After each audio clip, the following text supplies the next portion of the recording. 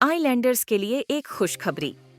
अब सर्जरीज के लिए नहीं जाना पड़ेगा आप लोगों को, आइलैंड से बाहर नहीं करना पड़ेगा ज़रूरत से ज़्यादा पैसे खर्च, क्योंकि अब अपोलो क्लिनिक 11 चरमा में आ चुका है मॉड्यूलर ओटी और आईसीयू फैसिलिटीज, जहां पर सारी सर्जरीज एंड ट्रीटमेंट अवेलेबल हैं। अब सर्जरीज के लिए पोर्ट ब्लेयर और चेन्नई के डॉक्टर्स रहेंगे आपके लिए, तो फिर घर से इतनी दूर क्यों जाए।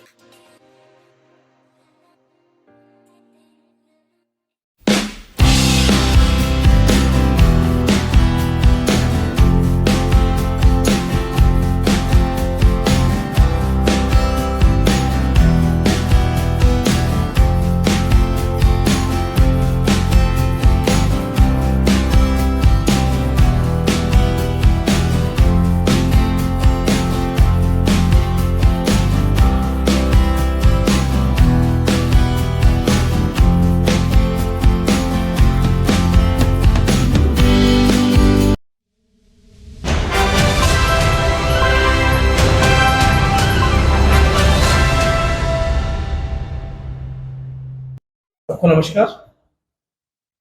मैं एमपी साहब के एब्सेंस में मैं उनका पीएस एक अहम मुद्दे पर आपका ध्यान आकर्षित करना चाहता हूँ। ये कल का घटना है जब एक लेडी जिसका नाम है जी स्वप्ना, वो फीवर की कंप्लेंट पे हॉस्पिटल जीबी पंत हॉस्पिटल में उनको एडमिट कराया गया। ट्रीटमेंट चल रहा था, इस बीच में ये मालूम हुआ कि आज शाम सवेरे अर्ली इन द मॉर्निंग 3 बजे उनको आईसीयू में शिफ्ट कर दिया गया। अब ग्रेजुअली सवेरे होते होते उनका कंडीशन और खराब हुआ और उन्हें वेंटिलेटर में डाल दिया गया। अब जब ये इशू के बारे में एमपी साहब को मालूम हुआ, एक 25 साल की एक लेडी है जिसका जान बचाना है, ये उनका मकसद है। दादा क्योंकि एमपी अब अभी दिल्ली में है, वो उन्होंने हमको ये जिम्मेदारी दी है कि इसके बारे में कुछ किया जाए। तो हमने एलजी साहब को लेटर लिखा, ये रिक्वेस्ट किया कि उनको एयर एम्बुलेंस से उनको एयरलिफ्ट किया जाए। लेकिन बड़ा दुख का बात है कि अभी तक एलजी साहब से ना उनके रिप्रेजेंटेटिव को सेक्रेटरी हमसे मिलना चाहते हैं। ये बारे में table to table file movement और पेपर मूवमेंट में ही लगे हुए हैं। ये टाइम जो है फाइल मूवमेंट और पेपर मूवमेंट का नहीं है। जो भी डिसीजन लेना होता है वो इमीडिएट लेना है, क्योंकि एक बच्ची जो है वो आखिरी सांस गिन रही है। ऐसा सिचुएशन में खुदा ना करे कुछ कुछ गड़बड़ हो जाए, लेकिन अभी बहुत बहुत क्रिटिकल कंडीशन है। ये टाइम में इंस्टेंट डिसीजन लेने की जगह में ये इधर से उधर उधर से इधर, हम अभी एलजी बंगला के सामने 1 घंटे खड़े रहे, हम लोगों को कोई सुनवाई नहीं है, कोई सुनवाई नहीं है। ये बड़ा दुख का बात है। और ये केस के बारे में जो भी कुछ कहना है अंशुमन भाई कहेंगे, क्योंकि उनको एमपी साहब ने हॉस्पिटल से रिलेटेड, जो भी हेल्थ से रिलेटेड, उनको रिप्रेजेंटेटिव बनाया है और खुद गए थे वो केस को डील करने के लिए। मुझे सिर्फ इतना कहना है कि एडमिनिस्ट्रेशन इसमें ज़्यादा सीरियस नहीं है। हमको लग रहा है बड़ा ढीला ले रहा है, एक जान खतरे में है और इसके बारे में कोई ना कोई डिसीजन उनको लेना चाहिए था। इससे हमें बहुत दुख है, एमपी साहब को भी दुख है। उन्होंने कहा कि इस बात को लेकर मीडिया के सामने रखा जाए, इसीलिए मैं अपना बात रखा। अब अंशुमन भाई बताएंगे कि आगे का क्या। जी नमस्कार। जैसे कि हमारे एलंगो भाई ने आपको डिस्क्राइब किया है कि पेशेंट का हालत बहुत नाजुक है और ये जैसे कि आप सभी जानते हैं कि ये कोई पहला केस नहीं है कि हम ऐसे वाक़याओं को जो है आपके सामने लाते हैं। देखिए ये एक इंसिडेंट होने वाला है, मेरे ख्याल से ऊपर वाला करे कि ना हो, लेकिन जो हालात हमें अभी सामने दिख रहा है कि हमें जितना भी पॉसिबिलिटीज नजर आ रहा था एमपी साहब का या हमारा जितना भी कोशिश, ऐसा लग रहा था कि ये कोशिश करने से शायद उनका जान बच सकता है, उसमें जो है पानी फेरने का काम ये एडमिनिस्ट्रेशन भरपूर कर रहा है।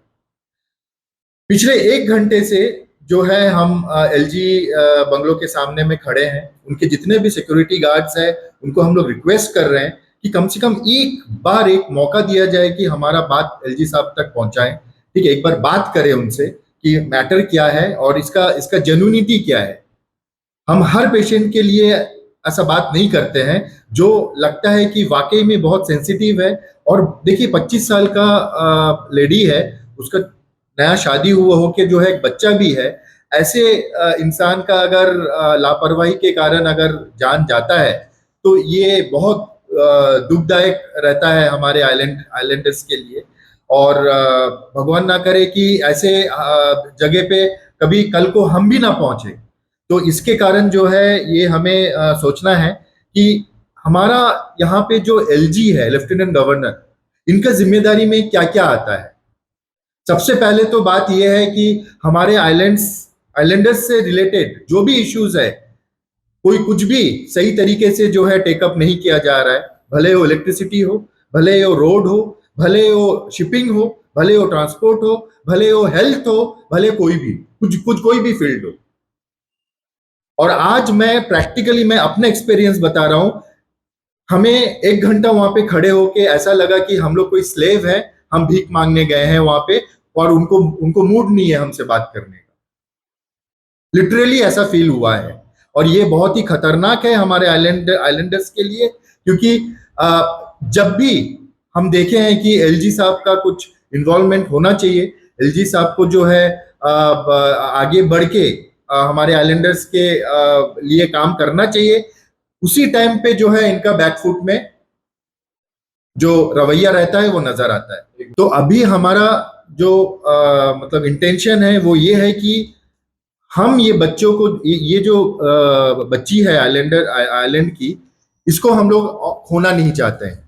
और सबसे इंपॉर्टेंट बात है कि इस बार अगर फिर से कोई ऐसा नेग्लिजेंसी या फिर गलत रवैया अपनाया गया और एक जान गया, तो इस बार हम लोग वाकई में नहीं छोड़ेंगे, क्योंकि ये बहुत हाई टाइम हो गया है। हम लोग काफी बार ये हम लोग वार्निंग देते आए हैं, हम सबसे बात करते आए हैं, सॉल्यूशन देते आए हैं कि क्या करना चाहिए। ये इस बार हम लोग नहीं छोड़ेंगे, क्योंकि यहाँ पे जो आयुष्मान भारत है ये इंडिया के लिए हो सकता है कि कामयाब हो, लेकिन अंडमान एंड निकोबार आइलैंड के लिए आयुष्मान भारत कामयाब नहीं है।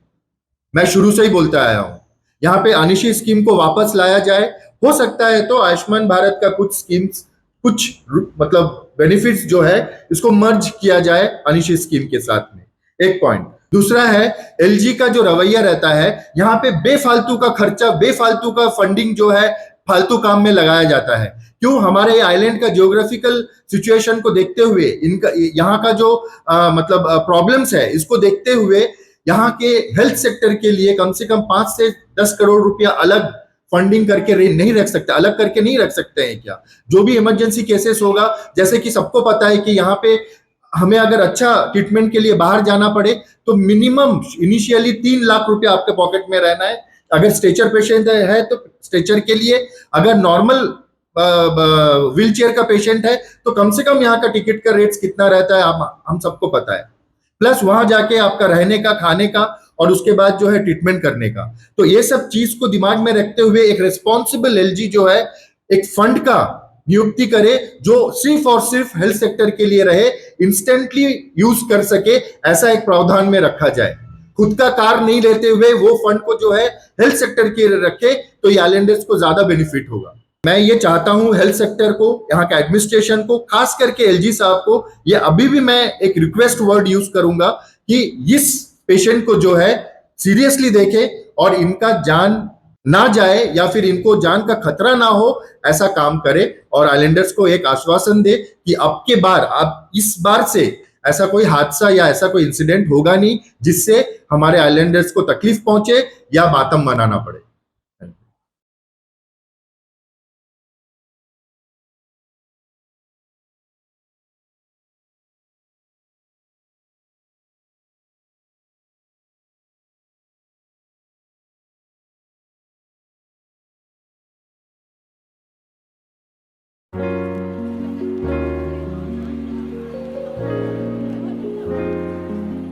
मेरा नाम नवीन हल्दर है। मैं मायावंदर से आया, मैं बहुत प्रॉब्लम में था, तो यहाँ पे आया आप लोग पे, तो बहुत अच्छा है। यहाँ पे सर्जरी है भी हुआ है, अभी बहुत कंफर्टेबल है। लेकिन स्टाफ लोग भी बहुत अच्छे हैं। कंडीशन बहुत ख़राब था, अभी तो सर्जरी होने के बाद तो भी आराम है, बहुत अच्छे है मेडिकल लोग।